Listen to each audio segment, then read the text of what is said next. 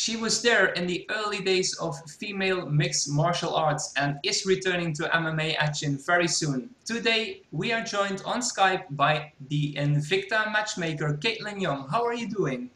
I'm doing well. How are you? I'm doing great, thank you very much.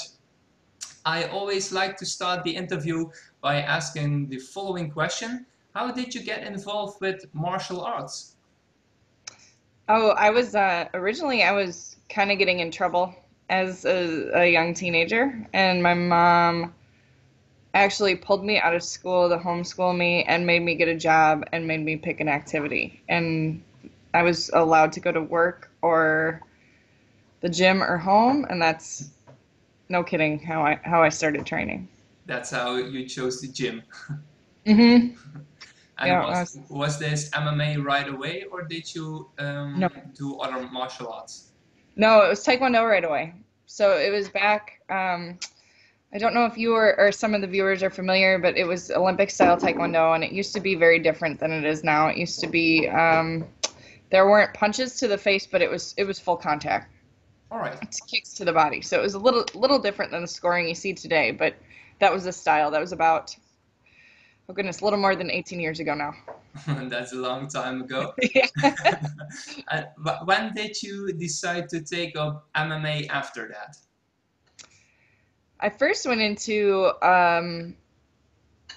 Muay Thai and kickboxing because Mhm. my trainer at the time was also in the military and he had been deployed, so I didn't have a trainer. And then I thought, I was thinking about what I wanted to do, and then I went to this referee seminar, and they were saying that they had specifically altered the rules in Taekwondo to keep Muay Thai fighters out. Ah, So I thought to myself, why are they so afraid of Muay Thai fighters? mhm. And then I went to a Muay Thai gym, and then I fought Muay Thai as an amateur for a couple of years, and then transitioned to MMA. All right. And your debut was in 2007, I believe. That's right. Yep. Before you started MMA, you studied at the University of Minnesota, your Yeah. major being kinesiology. To Hmm. be honest, I had to look that one up, but it was very interesting to see. Kinesiology studies human and non-human body movement, and you learn, amongst other things, about sports psychology, rehabilitation, strength and conditioning. Did this Yep. study help you being a Muay Thai and MMA fighter? Absolutely. I think so.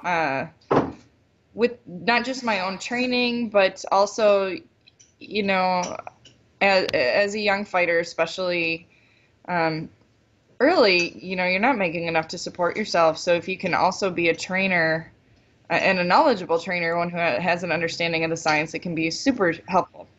Yeah. In supporting yourself while you're doing that, especially because training sessions are great in that you can kind of fit them around your own training schedule.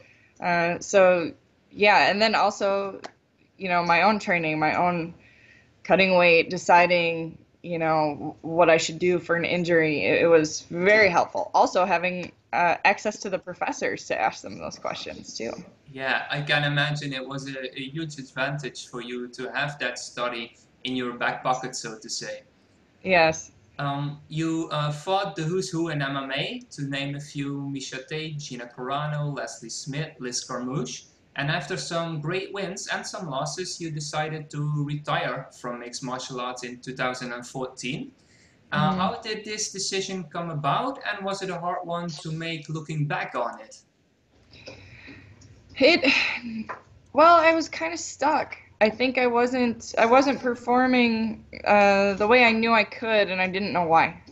So I had sort of stumbled into. I had moved to Los Angeles actually, which is pretty far from Minnesota if you're familiar with Yeah, American geography, I know. to try to figure it out. And I had one fight while I was there, that my last MMA fight, and it was similar. I just wasn't performing the way I needed to. So I took some time. I sort of stumbled into a gym with a great Thai trainer. His name's Cornpat.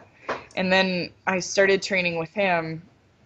Uh, Initially, it was like 3 days a week, and then it just kind of rolled into twice a day, almost every day. And he was, you know, a champion in Thailand and had done some coaching for the Thai national team and the Croatian national team and whatnot. Very good trainer, though he's not that old. He's, you know, the same age as me, 32. But he, with access to that, I was like, man, I need to fight some Muay Thai if I have a trainer like this. And it had always kind of been my first love, so I got back into that and fought Muay Thai and kickboxing for the last 3 years.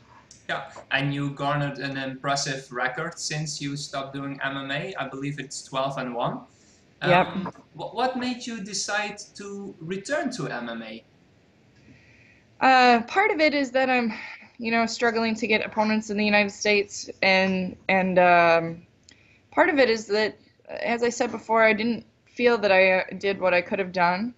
I think a lot of that was partly mental and how I was training, and I feel like I've kind of found my stride now. So I feel like the missing piece for me in my martial arts journey is to go in and try to plug that into MMA and see if I can perform the same way I've been performing in Thai boxing and kickboxing.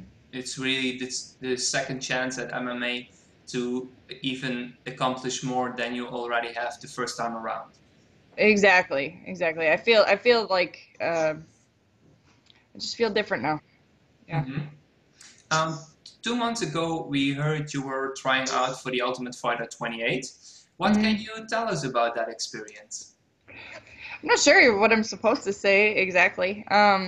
It was fun because of the non-disclosure. Oh, we'll see. I don't think they'll get too upset because obviously I didn't end up doing the show. But you know, it was neat to see. You know, I had kind of heard about it a couple of weeks before my last Muay Thai fight, which was May 12th. And I said, yeah, you know, if I'm healthy after, because it was like a week after or something, I said, I'll go. You know, why not? And I figured at the worst case, I could go scout and see what's out there at 145 for even just signing girls. You know? So I went. It was good to see a lot of the top girls. I already knew, you know, who they were. They had been, they're already fighting a lot. We're at Invicta. We've been looking at them, or our personal friends. You know, some of the women fighting that are still fighting. I had fought previously. Yeah. But you know, I'll be honest. I was surprised. And hearing more now, I'm surprised at who was picked and who wasn't. Though it's entertainment, right? It's not necessarily they're trying to find the best fighters out there. Right. I mean, and that's not to say some of the women they took are very good, but some of the ones they overlooked, I was just very surprised that they overlooked them. Maybe it was leaning more towards entertainment and maybe looks than it was a quality from the fighters itself. Yeah, possibly. You know, from what I've heard with the reality shows, it's not even just the looks, but also like they look for specific personalities that are going to rub each other wrong in the house to create friction. You know, conflict. I think with any reality television, they do that. Yeah, I guess that's right. Unfortunately, it wasn't a positive experience, so to say. But what's your opinion on the development of women's MMA in general? I mean, it has come a very long way since, let's say, 10 years ago, right? Absolutely. It's so interesting because you sometimes, and it's good that they can take it for granted, but the young women coming up take for granted like how easy it is for them to make, you know, not like a decent amount of money comparatively, and that they're not,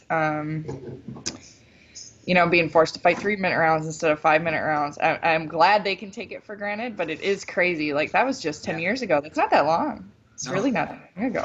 It really isn't. After a 4-year layoff, you will be making your comeback to the sport on August 12th.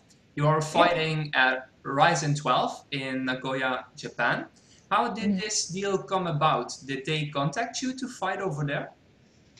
No, I reached out actually because, you know, obviously with Invicta, there are only so many places I would like to fight, you know, and I felt like RIZIN it's not necessarily a competitor, you know, they're overseas doing most of their business in Japan, but I'd heard great things about them, and I I knew they had a woman who was about my weight that they are always looking to match up. So I reached out All and right. asked to fight. That opponent in 2 weeks will be 22-year-old King Reina. What do you know about your opponent? She has she's young. She has a judo background, so she likes to tie up and throw, really heavy on top. And I know she's been working on her striking. She took a stand at a shoot boxing fight, I believe, just recently. Okay. So I think she's, you know, like a talented young lady, but still relatively inexperienced. She's been fighting only, I think, since 2015.